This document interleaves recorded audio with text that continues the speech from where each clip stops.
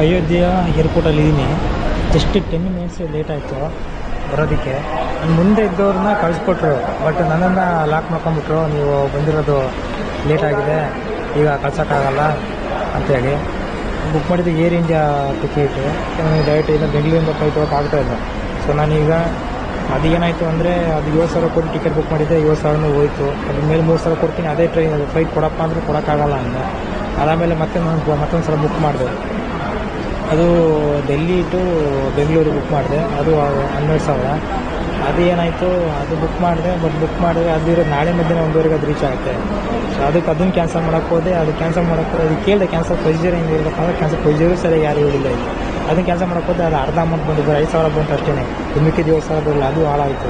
ಅದಾದಮೇಲೆ ಮತ್ತೆ ಸರ್ಚ್ ಮಾಡಿದೆ. ನಾನೇ ಸರ್ಚ್ ಮಾಡಿದೆ ಫ್ಲೈಟ್ನ. ಇಲ್ಲಿಂದ ಹೈದ್ರಾಬಾದ್ ಹೋಗ್ತಾ ಇದ್ದೀನಿ ಈಗ. ಹೈದ್ರಾಬಾದ್ ಹೋಗಿ ಮತ್ತೆ ಹೈದ್ರಾಬಾದಿಂದ ಫ್ಲೈಟ್ ಇದೆ ನೈಟ್ 1:30ಗೆ ಬೆಂಗಳೂರು ರೀಚ್ ಆಗ್ತೀನಿ. ಇದು ಬೋರ್ಡಿಂಗ್ ಪಾಸ್ ಇದೆ ಈಗ ಹೈದ್ರಾಬಾದ್ ಬೋರ್ಡಿಂಗ್ ಪಾಸು ಮತ್ತು ಅಲ್ಲಿಂದ ಬೆಂಗಳೂರು ಬೋರ್ಡಿಂಗ್ ಪಾಸು. ಸೊ ಇದು 10,000 ಆಯ್ತು ಈಗ ಈ ಫ್ಲೈಟ್ ಟಿಕೆಟು. ಅಟ್ಲೀಸ್ಟ್ ಇಂಡಿಯಾದವರು ರೆಸ್ಪಾಂಡ್ ಮಾಡಿದ್ರು. ಅಟ್ಲೀಸ್ಟ್ ಎಲ್ಲಿದ್ದೀರಾ ಏನು ಅಂತಾರೆ ಕೇಳಿದ್ರು. ಏರ್ ಇಂಡಿಯಾದವರು ನಿಮ್ಮ ಫ್ಲೈಟ್ ಮಿಸ್ ಆಗಿದೆ, ನೆಕ್ಸ್ಟ್ ಫ್ಲೈಟ್ ಇದೆಯಾ ಕೇಳಿದ್ರೆ ರೆಸ್ಪಾಂಡ್ ಮಾಡ್ತಾಯಿಲ್ಲ ಅವರು. ಏರ್ ಇಂಡಿಯಾದಲ್ಲಿ ನನಗೆ ತುಂಬ ಹೆಮ್ಮೆ ಇದೆ. ನನ್ನ ಟಾಟಾ ತಗೊಂಡಿದ್ದಾರೆ ಏರ್ ಇಂಡಿಯಾನ, ತುಂಬ ಚೆನ್ನಾಗಿ ರೆಸ್ಪಾಂಡ್ ಇರುತ್ತೆ ಅಂದ್ಕೊಂಡೆ. ಬಟ್ ಏರ್ ಇಂಡಿಯಾ ಫೆಸಿಲಿಟಿದು ತುಂಬ ಕೆಟ್ಟಾಗಿತ್ತು, ಗೊತ್ತಾಗಿತ್ತು. ಬ್ಯಾಡ್, ನನಗೆ ತುಂಬ ಬೇಜಾಯಿತು. ಯಾಕೆಂದರೆ ಅಟ್ಲೀಸ್ಟ್ ಹೇಳ್ಬೋದಿತ್ತು, ಸರ್ ನನಗೆ ಲೇಟ್ ಆಗಿದೆ ಎಕ್ಸ್ಟ್ರಾ ಕೊಡ್ತೀನಿ ಅಂದರು. ಓಕೆ ಅಂತ ಅಂದರು. ಓಕೆ ಅಂದ್ಬಿಟ್ಟು ದುಡ್ಡು ಪೇ ಮಾಡೋಕ್ಕೆ ಹೋದಾಗ ಆಗೋದಿಲ್ಲ ಅಂದ್ಬಿಟ್ರು ಸಡನ್ನಾಗಿ. ನನ್ನ ಮುಂದೆ ಇದ್ದವರಿಗೆ ಕಳಿಸ್ಕೊಟ್ರು. ಆಯಿತು ಹೋಗಿ ನೆಕ್ಸ್ಟ್ ಫ್ಲೈಟ್ ಏನಿದೆ ಹೇಳಿ ಅಂತ ಹೇಳಿದ್ರೆ ಇಲ್ಲಿಂದ ಇಲ್ಲ ಅಂತಂದರು. ಸೊ ಇಲ್ಲಿಂದ ಇಲ್ಲ ಅಂದರೆ ಅಟ್ಲೀಸ್ಟ್ ಗೋರಖ್ಪುರಲ್ಲಿ ಯು ಪಿಲಿ 75 ಡಿಸ್ಟಿಕ್ ಇದೆ. 75 ಡಿಸ್ಟಿಕ್ಕಲ್ಲೂ ಎಲ್ಲ ಕಡೆನೂ ಇದು ಫ್ಲೈಟ್ ಇದೆ. ಇಲ್ಲಿಂದ ಲಕ್ನೋಯಿಂದನೂ ಫ್ಲೈಟ್ ಇದೆ. ಅಲ್ಲಿಗೆ ಹೋಗಿ ಅಂತ 16 ಹೇಳ್ಬೋದಿತ್ತು, 15 ಹೇಳಿಲ್ಲ ಇವರು.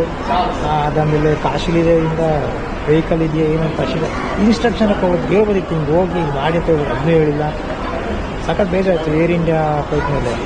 ಬಟ್ ನನಗೆ ಲಾಸ್ ಆಯಿತು. ನನಗೆ ಈಗ 20,000 ನನಗೆ ಲಾಸ್ ಆಯ್ತು. ಈಗ ನಾನು ಮಾಡಿದ ಒಂದು ತಪ್ಪಿಂದ 2 ನಿಮಿಷ ಲೇಟಾಗಿ ಬಂದೆ.